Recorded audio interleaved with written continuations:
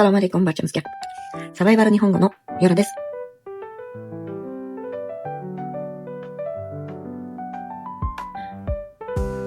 Yashash uchun kurashadigan yapon tilini o'rgatuvchi Yora sensei bugun ham sizlar bilan. Barchangiz shu videoni ko'rayotganingiz uchun kattakon rahmat.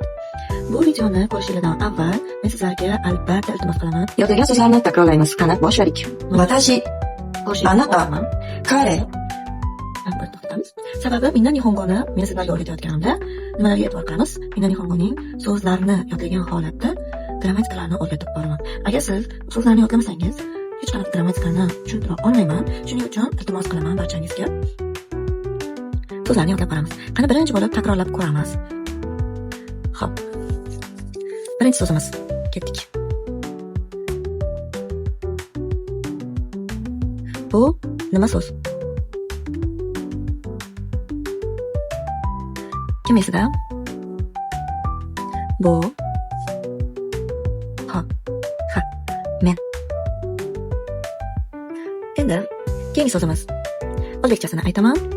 Siz javob bering. Agar videoni takrorlashni eshitgan odamlar, bu videoning juda ham oson hisoblanadi. Chunki biz hozir videoda so'zlarni takrorlamayman, balkim grammatikani sizlarga o'rgataman. Shuning uchun iltimos qilaman, bitta oldingi videoni ko'ramiz, takrorlaymiz 3 daqiqa. 3 daqiqa siz vaqtingizni olaman. 3 daqiqaning ichida so'zlarni takrorlab qo'yasiz.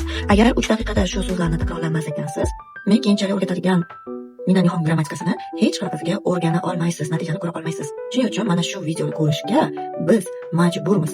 Chunki mana shu video sizlarni katta narsalarni natijaga yetkaza oladi. Tushunarli.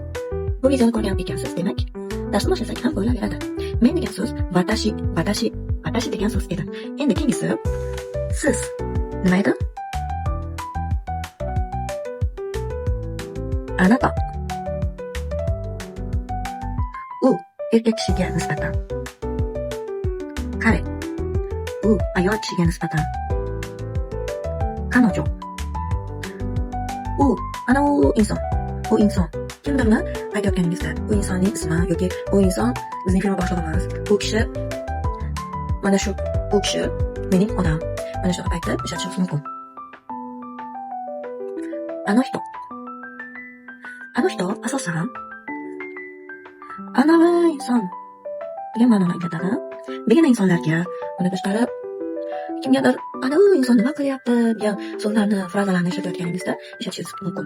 Ano hitoga ana u inson menga qarayapti degan ma'noda ishlatishingiz mumkin. Endi yana bor edi. Ana u inson hurmat shakli qanday edi? Ana u insonning hurmat shakli. Bu xuddi shu, faqat hurmat shakli. Hurmat shaklida ishlatishingiz mumkin. Xo'p, endi chaqaloqimizga qolib kelamiz. Chaqaloq so'zi hali ishlatilmaydi, shuning uchun men sizlarga boshqa narsani aytaman. Xo'p, bunga tegishli nima aytishimiz mumkin? Men sizlarga o'rgatdim. Hurmat shaklida janoblari va xonimni nima deb atalardi? San, Tanaka-san, Santos-san, Mira-san, yana Gobuta-san, Karina-san, Kamira-san. San asosan hurmat shakli, murojaat shakli, yana endi tanishgan odam,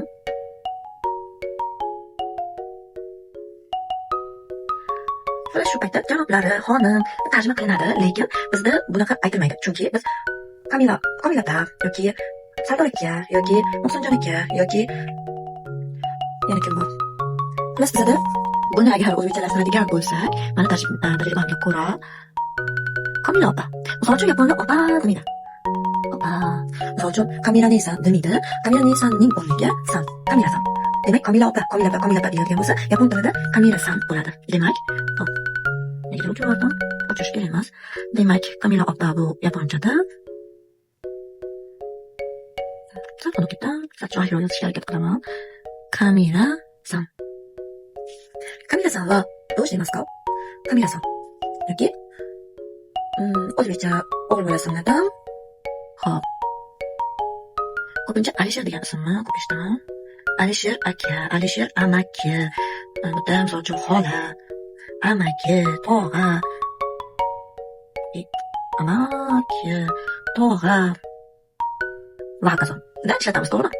lekin yapon tilida esa mana shu aka yoki bo'lsin mana shu akani yaponlar Alisher qiladi. Mana shunday ko'pchilikka tushunarli bo'ladimi?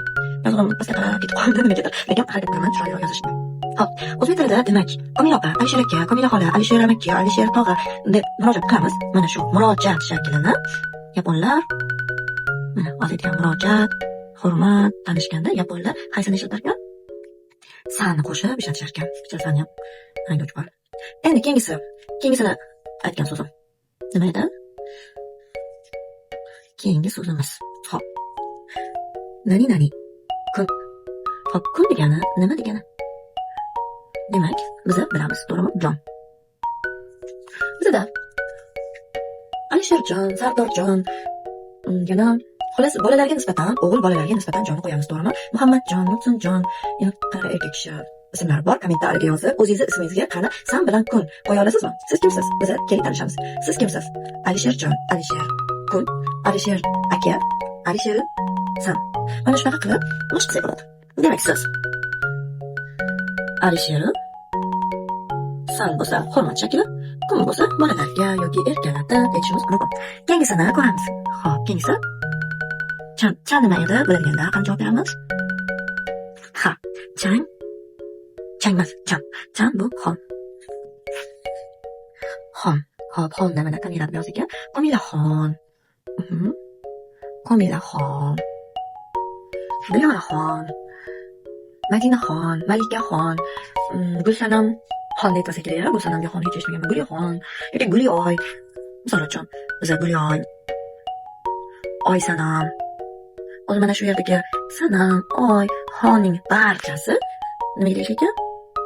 Mana shu xonga tegishli ekan. Tushunarlimi? Hop, endi qaysi so'zimiz bor? Bu aytilish bo'yicha. Endi biz undan keyingisi nimani o'rgandik? Mana buni olib kelaman. Birinchi bo'lib millat. Yozingizga like bosing, obuna bo'lamiz, like bosamiz, share qilamiz va saqlaymiz. Sizlarning mana shu yordamingiz menga katta motivatsiya bo'ladi. Chunki mana shu narsani ko'rib, yo'qligiga foydali ekan, davom etsam ham bo'lar ekan degan fikr bilan. Videoni davom etamiz. Hayır, selamat bo'ling.